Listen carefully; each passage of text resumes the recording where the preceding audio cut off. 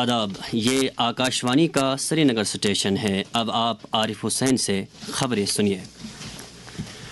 Parliament کا budget اجلاس آج سے شروع ہو رہا ہے۔ صدر جمہوریہ دروپدی مرمو دونوں ایوانوں کے مشترکہ اجلاس سے خطاب کریں گی۔ اس کے بعد وزیر خزانہ نرملا سیتارمن اقتصادی جائزہ پیش کریں گی۔ وزیر خزانہ کل یعنی 1 فروری کو مالی سال 2025-26 کا بجٹ پیش کریں گی۔ ملک کے عوام کے ساتھ ساتھ جموں کشمیر کے لوگوں نے بھی مرکزی بجٹ سے امیدیں وابستہ کی ہے۔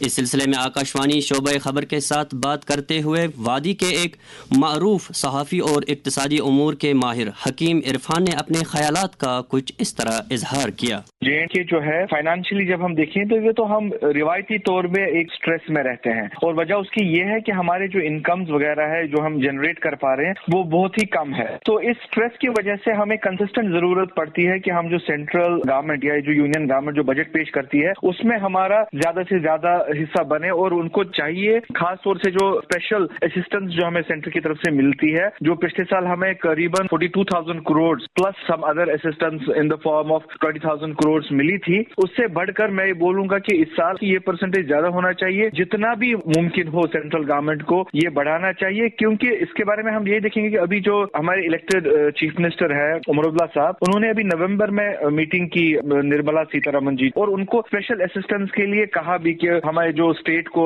آپ ایک اسپیشل اسسٹنس دیجیے یہ پیکیج کے طور پہ، اور اس کے ساتھ ساتھ جو 50 ایئر انٹرسٹ فری لون ہوتا ہے فار کیپٹل ایکسپینڈیچر جو سینٹر دیتا ہے اسٹیٹس کو یا یونین ٹیریٹریز کو، اس میں بھی انہوں نے ایک حصہ مانگا ہے۔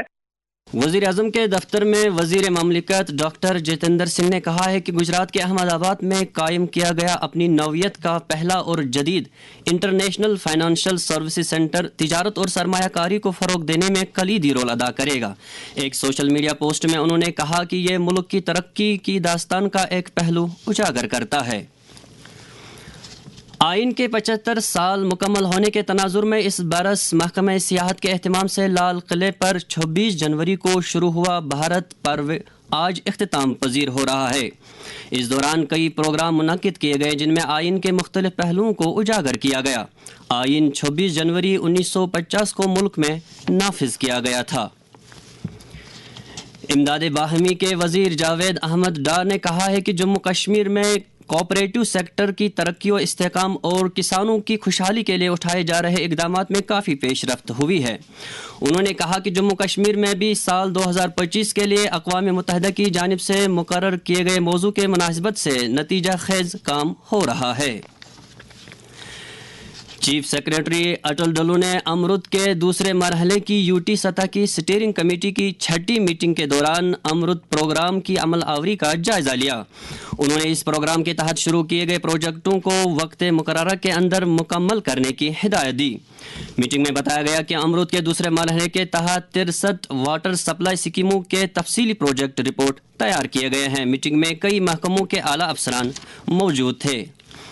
دستکاری محکمہ کشمیر نے قومی ایوارڈ یافتہ دستکاروں کے ساتھ ایک میٹنگ طلب کی۔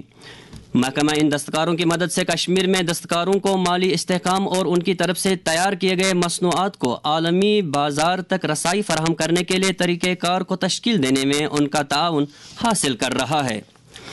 Indira Gandhi national open university regional centre واقع صدقدل سری نگر میں 28 جنوری سے 7 فروری 2025 تک پروجیکٹ اور انٹرنشپ کے لیے وائوا ووس کا انعقاد کر رہا ہے۔ جن طلباء نے ٹرم ایٹ دسمبر 2025 کے لیے اپنے پروجیکٹس داخل کیے ہیں ان کو مشورہ دیا جاتا ہے کہ وہ علاقائی مرکز کی سرکاری ویب سائٹ پر اپنے نام اور نظام الاوقات چیک کریں۔ کل شعبان المعظم کا چاند دیکھنے کے بعد آج سے ماہ شعبان کا آغاز ہوا ہے۔ ماہ شعبان کا چاند دیکھنے کی تصدیق کرتے ہوئے مفتی اعظم مفتی ناصر الاسلام نے جموں کشمیر کے عوام کو مبارکباد پیش کی ہے اور دعا کی ہے کہ یہ مقدس مہینہ عوام کے لیے فیوز برکات لے کر آئے۔ سری نگر جموں قومی شاہراہ دو طرفہ ٹریفک کے لیے کھلی ہے۔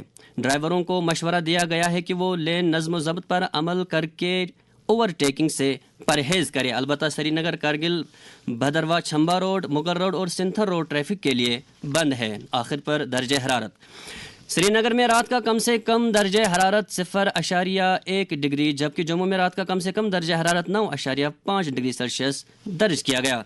इसके साथ ही खबरों का ये बुलेटिन ख़त्म हुआ। खबरों का अगला बुलेटिन दिन में 12:30 पर उर्दू में नश्र होगा। हमें दीजिए इजाज़त। खुदा हाफिज़।